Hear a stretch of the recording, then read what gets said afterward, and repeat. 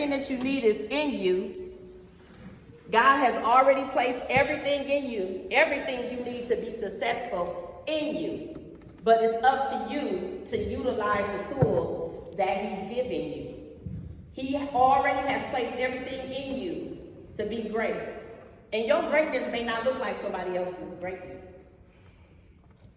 Everybody's greatness won't look like Michael Jordan's greatness. I'm taking all those people. I don't know who people. LeBron, I say. Who? Kareem Abdul-Jabbar? Yeah. Your greatness won't look like Michael Jackson's greatness. Kobe Bryant's greatness. Who? LeBron James. Your greatness will look like your greatness. Say your greatness. Your greatness. Say my greatness. My greatness. My greatness won't look like everybody's greatness. My greatness won't look like everybody's greatness.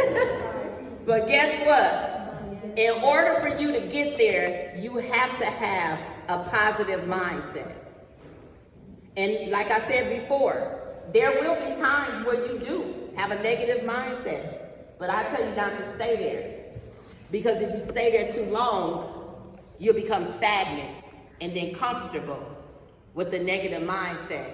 And people with negative mindset live a negative life.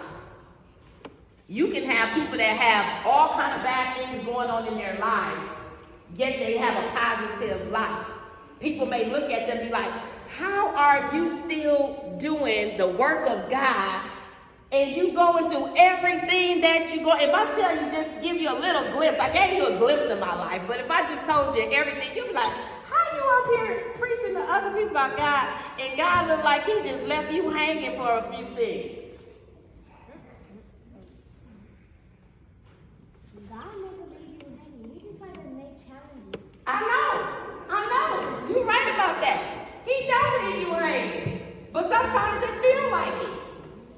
You live long enough, it's gonna feel like it. Like, God, did you leave me hanging? But you're right.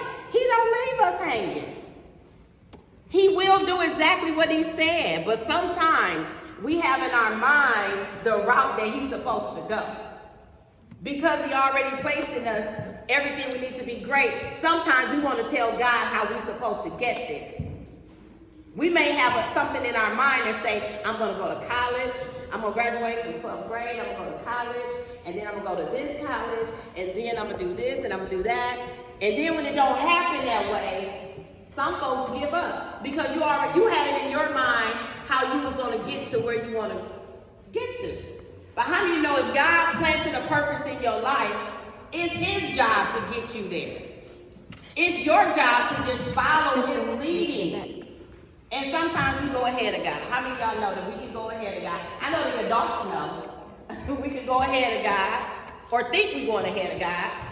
And then when we go the route we want to go, we bump our heads. And then we find ourselves going back to God and said, okay, what's the plan again?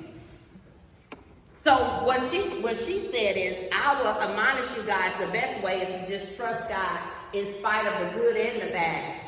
So that means keeping a growth mindset even when things are not going your way. I would have came up here and just said, everything's going to be peaches and cream. You have what it takes. Go out and just gain the world. But I wouldn't be truthful if I didn't tell you that sometimes on your journey, you will have obstacles.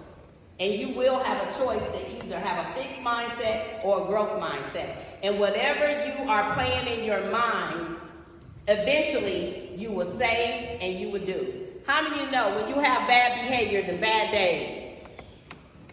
How many of you don't have bad days, bad behavior, done made your way to Dr. Howard's office? Mr. Champagne had to get you, call your parents and all of those things.